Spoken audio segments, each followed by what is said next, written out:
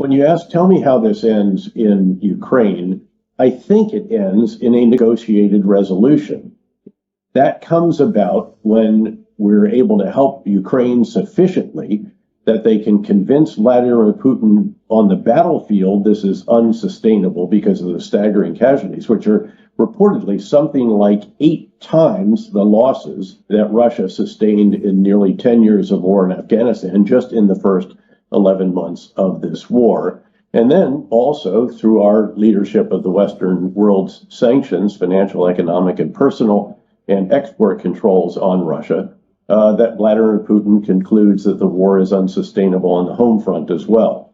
Now, it's very hard to say what it would take to get to that moment, but at some moment, when that conclusion finally settles in the Kremlin, then you could have some meaningful negotiations. And the question there is, of course, where is the situation on the ground at that time?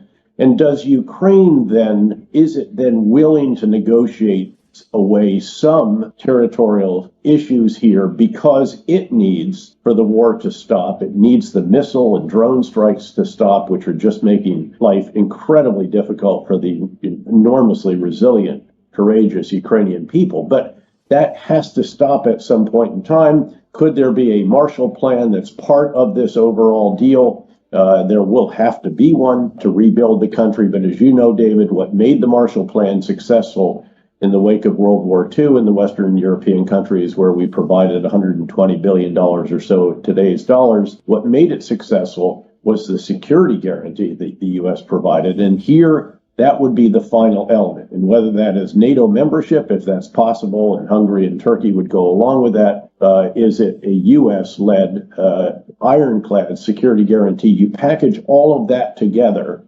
and then I think you might get a resolution to this war. Now, to the question, where is Crimea in that? I'm so hesitant actually to ever suggest that there again might be some kind of territorial concession after the extraordinary sacrifices that Ukraine has made.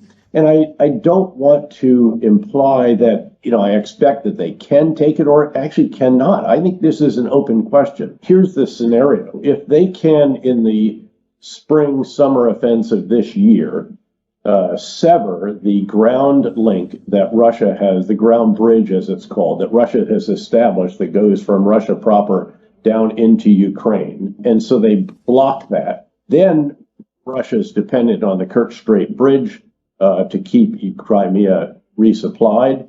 If you could take that down again, or part of it, of course, was knocked down earlier, and then force it to rely on ferries. And then if you can start taking them out. Now, these are very, very challenging actions and operations, but I put nothing. The Ukrainians have shown incredible innovativeness, initiative, skill. They're called the ultimate MacGyvers. They can make anything work. They can adapt a HARM missile from an F-16 and put it on a MiG-29 and so forth. If you can isolate Crimea fully, and if you then have the precision munitions with greater range and can start picking off the Black Sea Fleet headquarters, the various air bases, the various seaports, and all the rest of this, again, it is not inconceivable that you could sufficiently isolate it and then at some point in time either go in on the ground or have some kind of concession in the other direction. But again, so much of this is so dependent on that very first issue that we discussed, and that is the ability to generate additional forces and capabilities in the next few months. And then it depends on decisions that I'm sure are being discussed right now in Western capitals, and especially in Washington, when it comes to the additional capabilities that I've described. I'd also add advanced drones here because they can be incredibly important, as you well know, for intelligence, surveillance, and reconnaissance capabilities, and possibly also for strike capabilities if you enable that as well. So that's just sort of thinking our way through both the end game and how Crimea might or might not fit into it. Again, first, there is the possibility that he could conclude, again, that this is not sustainable on the battlefield. The losses are just too great, and that it is not sustainable on the home front because the financial and economic and personal sanctions, which we continue to tighten, and they're going to get tighter and tighter and tighter, and export controls are really damaging the economy. Now, frankly, the economy has not been as damaged as many had predicted. You'll recall that the assessments were that these various sanctions could drive the economy down by at least 5 and maybe as much as 10% in a given year in terms of its GDP. It's down apparently 3.5 or so. So that's not as much. And of course, we have to acknowledge that there's no country that's better equipped to withstand sanctions than Russia, because it's a top 3 producer of natural gas, oil, coal, and then a variety of minerals, all of which the world needs, and much of which certain countries in the world are still willing to buy at a discount, to be sure, despite various sanctions on Russia. So if you can get to that point, that realization, then again, we can get to the negotiating table, and you can get this kind of negotiated resolution, noting that, as I mentioned earlier, Ukraine gets out of this an end to the conflict and a Marshall Plan and an ironclad security guarantee.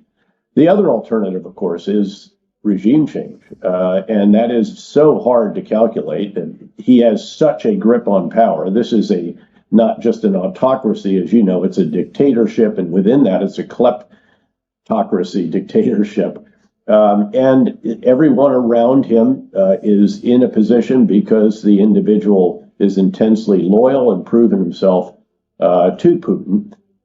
Very, very hard in that kind of scenario. Lots of different security services, all of which, again, Putin controls, to try to plan and carry out some kind of coup.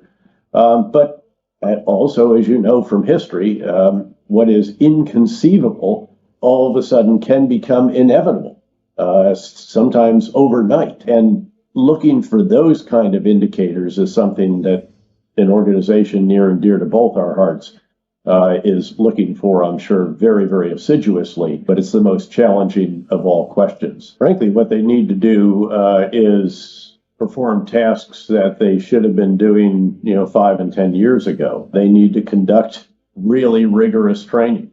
What's a mystery to me, David, is that they had months during which they were assembled on the borders of Ukraine in Belarus and Russia. And as far as I can tell, they did nothing in the way of training. If you'd given us, our commanders, months, we'd train that force to a razor's edge. And they did not. And we saw the results of that. They should have had a professional non-commissioned officer corps a long time ago. They shouldn't have the kind of top-down leadership structure that doesn't prize initiative at lower levels. They need a larger logistics force structure. Once they leave the railways, they have roughly a quarter of what we have, and they don't have real expeditionary logistics. They have a lousy command control communication system. It's HF, single channel, not encrypted. Anybody with a police radio can jam it. So the list goes on of the deficiencies that he actually has to overcome. Some of these obviously are much longer term. I mean, you're talking about an entire service culture. You're talking about practices, how, again, command is exercised and so forth. What he could do in the short term, and what they're trying to do, is just generate additional forces. Of course, there will be, we expect, another mobilization. Can they train them better? Could they achieve combined arms operations? Can they revive their military industrial capacity? The export controls are really crippling it. Can they actually produce the thousands of tanks that they have lost and other armored and wheeled vehicle systems, air defenses, and all the rest of that? Then can they make additional missiles and drones? Or do they have to get them from Iran? They're in a very, very difficult position, I think. And the options that they've had so far have been just basically to throw soldiers into the line with modest equipment that's not good kit, and they're not well trained. So again, his options, I think, at this point, are not particularly attractive. He isn't going to bring real additional capability. Now, again, quantity has a quality of its own, and especially if the order is to take the rest of Donetsk and Luhansk oblasts, if that is his mission, I'm not sure I see how he conducts that. Again, given that these grinding attacks that they've been conducting have achieved relatively modest gains, but at very high cost, and they're also destroying the locations that they're trying to take. So he's in a difficult position, and the ills that afflict Russia are those that would require a real overhaul. Very similar, frankly, to what our Army had to do after Vietnam, where we had to rebuild the non-commissioned officer corps, create combat training centers with really rigorous training, get into real culture of integrity and of after-action reviews and inquiry and learning, fostering initiative. All of these kinds of actions are not ones that can be carried out short term.